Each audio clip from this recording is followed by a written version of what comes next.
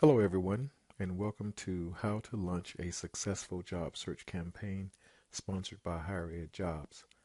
My name is Christopher D. Lee from SearchCommittees.com, and it is my pleasure to talk with you about this very important subject. I have over 2 decades of experience as an HR manager, consultant, and author, to include 3 books and one here, Search Committees, a handy-dandy resource for search committees, as well as experience on the other side of the table, writing a blog for Higher Ed Jobs. There's over 2 dozen resources on that subject out at this website, covering all kinds of topics that are pertinent to the job seeker, similar to today's presentation. Today we'll talk about the steps to a successful job search, the preparatory activities that are necessary to get you started, the basic materials, the idea of having templates to get you ready to tailor your background and experiences to particular vacancies, and the army of supporters that are necessary on this big challenge before you. Okay, the guiding principles that will help lead us through today's presentation is this idea that it is more about a job search campaign. You don't often simply send out a resume, get an interview, and get a job. It's usually a more involved endeavor that happens over a longer period of time. The experts would argue that it takes 1 month for each $10,000 of salary that you might earn in a given position. So the idea that if you were looking for an $80,000 job, it might take as many as 8 months to be successful. So we want to talk about it as a holistic effort, not an episodic one-off of activity. It takes a lot of work, and that is indeed part of the experience. Today we hope to talk about doing it more efficiently and effectively to help you in your endeavor. Given that the stakes are really high, finding the right opportunity can be career transforming, but it can also be life transforming. With that in mind, you cannot do it alone. You should have supporters. You should help. So if you're doing it alone, you're doing it wrong. And that is part of the idea that we want to emphasize here. It will take some time, as we said, some time, effort on your part to do it well. But I applaud you for participating in today's presentation because you're obviously smart and you realize that the stakes are high. It's important. There are ways of doing it better than others, and you're doing some professional development to help you be successful. Let's get into the meat of the program and talk about the steps. There are 4 steps to launching a good and successful job search campaign. The first is self-reflection, second, research, third, gathering and preparing materials, and the fourth, networking. Many people might think, where and why does self-reflection fall into this equation? But I think it happens to be one of the most important parts of the search. It's often overlooked, and it's the foundation for a successful search. Many people bypass it at their own peril. So the idea of self-reflection is this. You have to know who you are, what you're about, and what you aspire to in order to find that efficiently and effectively. One of the first questions you might ask yourself is, what and how have I been successful in the past, and what have I enjoyed most about it? As you launch a new job search, you are probably wanting to find greater fulfillment, greater opportunity, maybe increased resources and income, and ideally you would do so in a way that fulfills you and make you happy and have an enjoyable experience. So you may want to avoid certain activities and seek certain activities. And by doing some reflection, you hone in on the things that you do well, the things you like to do, and then you target that in your next opportunity.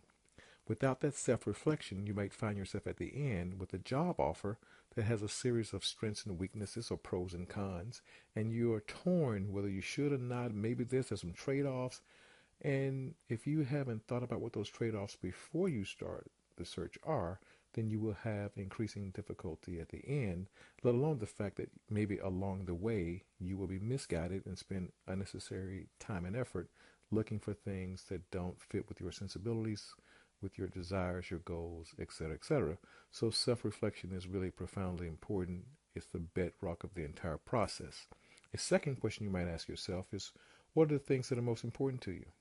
Is it promotional opportunities? Is it a certain prestige or title or something that matters to you, a particular type institution? Was a research one university or small liberal arts college? What are the duties and responsibilities that, that kind of turn you on? If you're a fundraiser or a grant writer or an alumni relations specialist, you work in that whole advancement arena, but you have particular parts of it you prefer versus other. You need to have an idea about that and know that so that you can target the right opportunities. The reputation institution may be better for you as a fundraiser and you want to go to a different place. Your spouse might require employment, and some organizations support that and sponsor that sort of activity. Those are key factors to think about now before you go seek opportunities, because having clarity there will help you hone in on the right kinds of organizations, locations, and duties and positions. Well, first you look backwards. You look backwards on the past, then you looked internally, what's important to you, and then you're looking outward now about the type positions that are available in the market and the things you might consider. The third question is, what type positions should you consider? Are you looking for a lateral move or promotional opportunity, a change in duties, the same job in a larger institution? Are you open, wanting to kind of change directions within your career? You have to think about all those things and have an idea of what positions you would consider before you start the search, so you have clarity about those things so that you can apply. You'll also later, as we'll talk about, communicate to others you might network with what you're looking at, and not having clarity gives them a misdirection if they go off and help you find an opportunity and you go, well, that's kind of close, but not really what I was thinking. It's so important for you to have clarity around the type positions that you would consider early on in the process. Self-reflection is about building that firm foundation from which you will launch your search. Next, we want to talk about the research. What's going on in the market? I know what I'm interested in doing, what my priorities are, but what's available in the market? What are the trends in my profession? What's the trends in hiring? Is it a good economy to seek a job within, or a bad economy?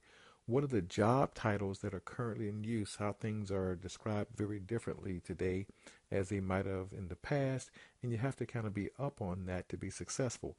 As an example, I'm told now that the procurement profession is now called strategic sourcing. So if you're looking for the job title procurement, then you may be kind of out of step. What are the salary ranges that are consistent with your need to make a living and be successful? Are you aware what the ranges are and how competitive they are in your profession? Lots of different ways of going about doing that. I would go to onetonline.gov, I think it is a government website, maybe .com. And it gives you a really good idea of ranges for all kinds of professions. The worst thing you could do is go find a job and be disappointed with the job offer, even though that job offer is a competitive salary given the institution, the market, and the profession. Having that knowledge early on is very important.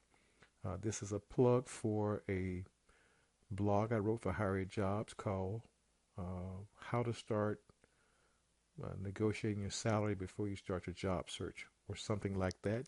You can Google it out there, and it's there, Higher Ed Jobs blog, Christopher Lee, and you can find, as we said earlier, about 24 different blog posts that will be good resources for you. What are your target institutions? You kind of narrow in on those and do some research about them, what's going on with them, how competitive they are in the job market, what are their typical job titles called that helps you as you start to apply, the different geographies that matter to you, and what's going on, how many institutions, what it's like working there, and those sorts of things are important. And really what you're looking for is any kind of business intelligence, knowledge, information that is useful for you as you launch your search and look for different kinds of positions and opportunities. And the more you know about what's going on in the athletic conference, or what's going on with the curriculum, or what's going on in the marketplace for those institutions or organizations or disciplines, it will help you craft your materials and be competitive in that particular marketplace. The third step is gathering and preparing materials. You dust off your old resume and cover letter and get ready to update those, but that's just a start. You should also gather things such as work samples, things you did well, reports, pictures of items, awards, any kind of work artifact that shows the quality of work that you've prepared in the past. It could be an audio recording of a presentation, could be a slide deck. It could be anything that shows the richness and breadth and success of your experience.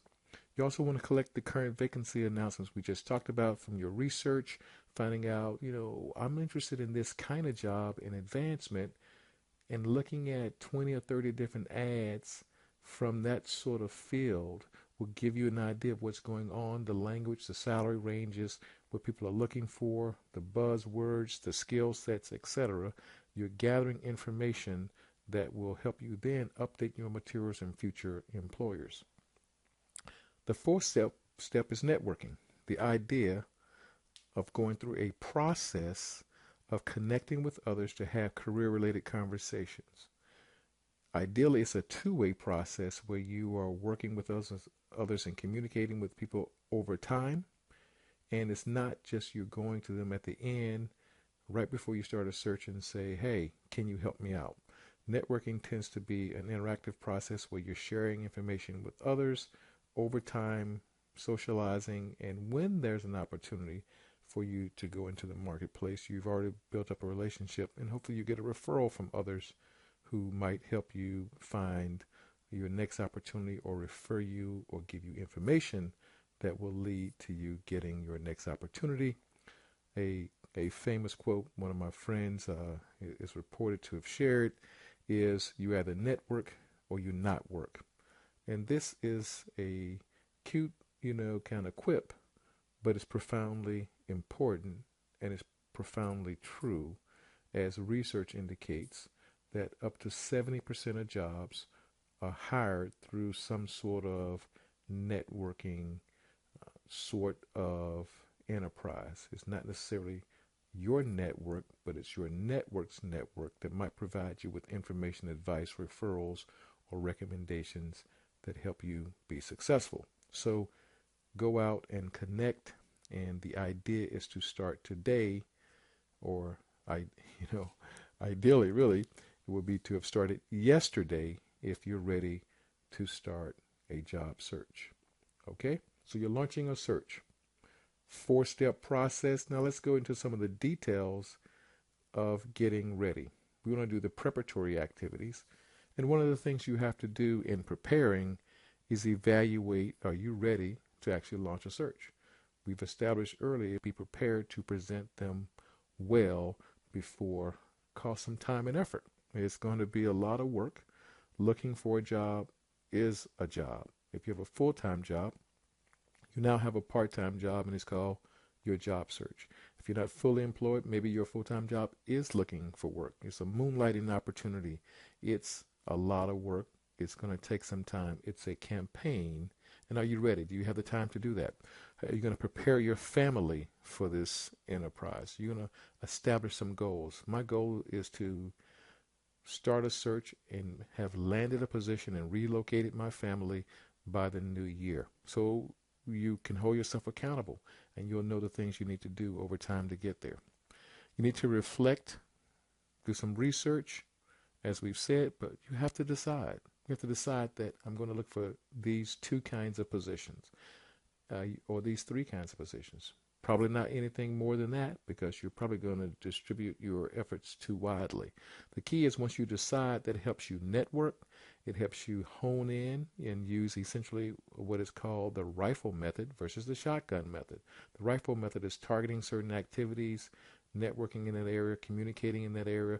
You might going deep and finding opportunities within a certain geographical area or within a certain professional sphere, other than a shotgun method, which is throwing out a wide breadth, a wide net, hoping that something hits or sticks. And that is not an efficient or effective way of looking for a job. Reading, studying, and preparing, as we're talking about here. The research is reading and studying, the marketplace, taking courses like this, reading blogs, and preparing yourself and your family, your referees, your colleagues or friends, folks who might help you, letting them know early on that, hey, I'm about to launch a job search. Just want to let you know. Hopefully I can count on your support during this particular point in time. And as we said, deciding those 1 to 3 sorts of jobs you're looking for, target specific work, specific type positions, and then launching that networking activity, which is all important, as we've said. Next is your materials, the third major theme of today. Your materials are seemingly obvious, resume and cover letter, but it's really deeper than that. Experts would say, and there's a blog post that's related to this, why you must have 3 resumes, is the idea that your skill set is probably broad, and you could probably be successful in any number of areas.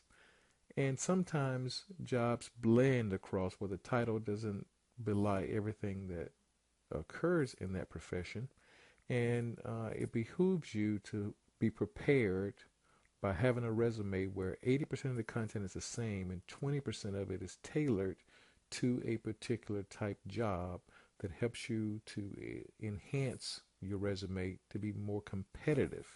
So going back to that advancement professional, the person might be looking for a job as a fundraiser, a major gifts officer, a leadership gifts officer, or a person who runs the alumni campaign. While they're all fundraising jobs, leadership gifts may be for really, really high donors, and major gifts could be for medium donors, and maybe there's an entry-level job for fundraisers, and still those who only fundraise for alumni versus those who fundraise for corporations and foundations. The point is that when you're looking for a job, you just don't want a generic fundraising resume. You want one specific to those different kinds of subspecialties, because you want to be competitive in that arena, and you want a resume that talks about all the things you've done with alumni. Or differently, if you're a professor and you're looking for a new opportunity, maybe you want to get a professorship in a more prestigious institution, or maybe you want to look for a named professorship, or maybe you want to become a department chair. Those are probably 3 different kinds of jobs. 80% of the material is the same. When you're looking for the named professorship, you want to talk about all your publications and your grants and the special recognitions and awards and things like that you've done. But if you're talking about being a division chair, you want to talk about the administrative responsibilities that you've done, such as serve on the faculty senate, managed a budget for a grant, hired people to work in your lab. You want to emphasize those administrative sort of responsibilities, because you want to be competitive with those who have deep experience in administration. So the point is, you want to tailor your resume to the particular job. Same goes for the cover letter. We'll go into that in a moment. And you also probably need some templates in things like your follow-up letter and thank you notes. We talked about earlier about gathering past artifacts for your job. You want to pull those together so you have a portfolio of things that you can use as samples in interviews and things to help prompt your memory as you go to interview. Next, you want to have kind of an executive summary or bio, something that is a page, not much more than that, to share with folks who you're going to network with, for your referees who might need to be reminded of some of the things you've done in the past and things like that. But it's a handy dandy tool to be able to share with others about your background. Your resume template looks like we've covered all that stuff there in the previous description. other than the idea of the competencies and accomplishments. In addition to the duties, tasks, and responsibilities that you're recording about what you've done in the past, you want to also talk about what you can do. I can work with a broad group of people and be successful. I served on a committee. I was a member of a task force. I worked in a department. But you want to talk about the things you can do, what you've learned from that. Learned to work with a diverse group of stakeholders. I've learned to manage budgets and write proposals, as an example, and the accomplishments that you've achieved. Successfully reduced expenditures in the department, earned 4 grants, et cetera, et cetera. The cover letter template is similar to the idea of the resume template. You got an outline for a great cover letter, and then you want to tell your story in that to remind folks or highlight parts of your background, but you also want to tell them why they should hire you, what makes you unique and special. What you've done, your history, your credentials, that's in your resume. Your cover letter has a little bit of a marketing spin. It says, why am I unique compared to all the other qualified people? And there's a huge tilt in that cover letter, and that is, what can you do for them? Okay, I get it. You're great. You're smart. You got a MBA and 10 years experience. You got a nice terminal degree from a great institution. But what are you going to do for us? And this is an opportunity to respond to that vacancy announcement and say, hey, yeah, you said you need an A, B, and a C. You need A, B, and C done. By the way, I can do those really well. You have to tell them why you're great and what you can do for them versus telling them how great you are. It's a little bit of a tilt, and it's profoundly important. I think there's a blog post out there about that as well. And then you want to leave some space in that cover letter template that talks to that specific vacancy announcement, to that specific geographical area, to that specific type institution, because you want to let them know you're like them and you appreciate things that are important to them. So cover letter, there goes your ingredients. As we said before, the follow-up notes can come in many different varieties, emails and a letter or card, and you have to have both, because a lot of folks like the personal touch and writing a personal handwritten note, but that goes through snail mail, and that could take 2, 3, 4 days to arrive back into the hands of the search committee, the hiring managers, and others you might have interacted with. But sometimes the decision is made 24, 48 hours later, and you don't want to get caught in transit. If you're trying to influence them by thanking them and following up with some ideas and illuminating things that occurred, you want to do that fast. So send the email and then also do the letter or card. If you're going to make calls, make sure you prepare for those calls and think about what are you going to talk about if you do follow-up calls. Your reference list as well, preparing your referees, it's important. And we also talked about those portfolio items. And I like to use portfolio items as a follow-up to interviews, because if you have a good interview or a less than stellar interview and you want to correct something, add something, or change an impression on something, sending an artifact that you've done well can help to prove the point. You may say something like, I enjoyed my time interviewing, but I think I was inarticulate about my ability to secure grants. I didn't have good thoughts on the top of my head. Here's some more examples of that. The final item to talk about, as far as the major headings today for our discussion, is your supporters. We said earlier that if you're doing it alone, you're doing it wrong. The idea is that you would have others who are very supportive of you in this process.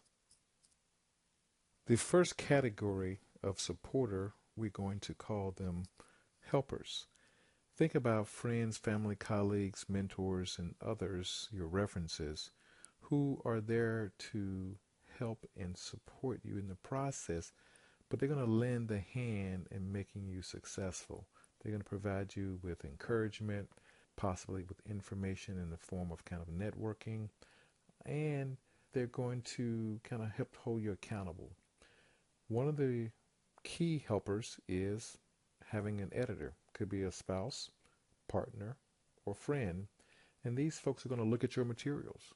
I've seen many potential interviewees' chances torpedoed by an untimely mistake or typo and the god awful use of a template and leaving the name of another employer in the materials. So it's important to have folks there with you, helping you curate your portfolio of past experiences, reading your cover letter and resume, providing information and tips. You certainly want to prepare your references, and you might have to give them that bio or possibly even your entire resume or curriculum vitae so they can remember you worked for them 10, 12 years ago, and they don't remember all the great things you did and how great you are. They got a good idea, but they might need some specifics and a refresher to help give you a great reference. Your supervisor, should you share with your current supervisor what you're doing or not? It all depends on how supportive that person is, but at some point you will have to have that conversation. Will they be helpful to you in your next follow-on success? That's an evaluation that you'll have to make. Executive coaches, folks like myself and my colleagues who are out there providing information like on the blog or this video to give you some tips and techniques to help you be more successful. As an example, I've watched over 200 people interview to be a college president. That is some unique insight that not many people have. And so I've learned some patterns to help other potential executives be successful. Next, let's talk about the army of supporters to help you go do your work. And that's where networking comes. With your information, with your research, with your time and effort, you get 100% potential to find a job. But by sharing with your friends, colleagues, mentors, professionals you meet at conferences, the HR manager, or others, can also provide you with information and advice and tips, guidance, where to look, who to call, a referral, and that sort of thing. And this entire process of networking now gives you more than 100%. It could be 1,000% or 5,000% of human potential with eyes and ears out in the different professional communities and marketplace to help you find out about potential opportunities. Don't underestimate it. It is so important to ensure that others are helping you by providing you with advice, support, information, and that sort of thing. Now, in this process, you want to tell them what you're doing, looking for the next opportunity. You want to decide what kind of jobs you're looking for and be specific when you're telling them so that they know. And then you want to equip them with such as your bio and information about what you want to do so they can make a connection. Don't tell them you're looking for anything in advancement. You say, I'm looking for a position as an alumni relations specialist fundraiser type, so that it can spark something in their mind to say, oh, let me introduce you to whomever, or have you ever heard of this institution, or here's an opportunity that I think I heard about. Let me investigate and I'll get back with you. You certainly want to follow up with those folks. After initial conversation, it's not likely you're going to call and say, I'm interested in doing this. And they're going to say, oh, here's a job for you. You're going to follow up, follow through. And by all means, you certainly want to thank them for their time and effort. So as we've talked about from the beginning, networking is an ongoing and two-way activity where you're working with others and you're having career-related conversations. And at some point, you might lean on them for assistance, advice, or information. Today, we've talked about a lot of very important things to help you be successful. The title is How to Launch a Successful Job Search. We talked about guiding principles about doing it more efficiently and more effectively. We talked about how hard it is to look for a job and that it's going to take some time and effort. And you're smart to start by doing things like this professional development because the stakes are high. Finding the right opportunity can literally change your life. And it's incumbent upon all of us to develop that life skill of looking for the right kind of career opportunity. Self-reflection is the first part, however. It's about you taking the time of looking back at what you have done, what you are good at doing, and the things you enjoyed so that you can then craft and package your background and credentials and experiences and target those toward what's available in the marketplace. And that research about the different titles, the trends in the marketplace, the different salary ranges, and contemporary things going on will serve you well. Looking inward for self-reflection, looking outward at finding in business intelligence about what's going on, and then marrying them up. Your materials are your basic currency. You want to have good stuff to offer to potential employers and taking the time of preparing them well, preparing templates, 80-20 rule, 80% of the content for your templates are the same, 20% tailored to the opportunities you're looking for to make you most competitive.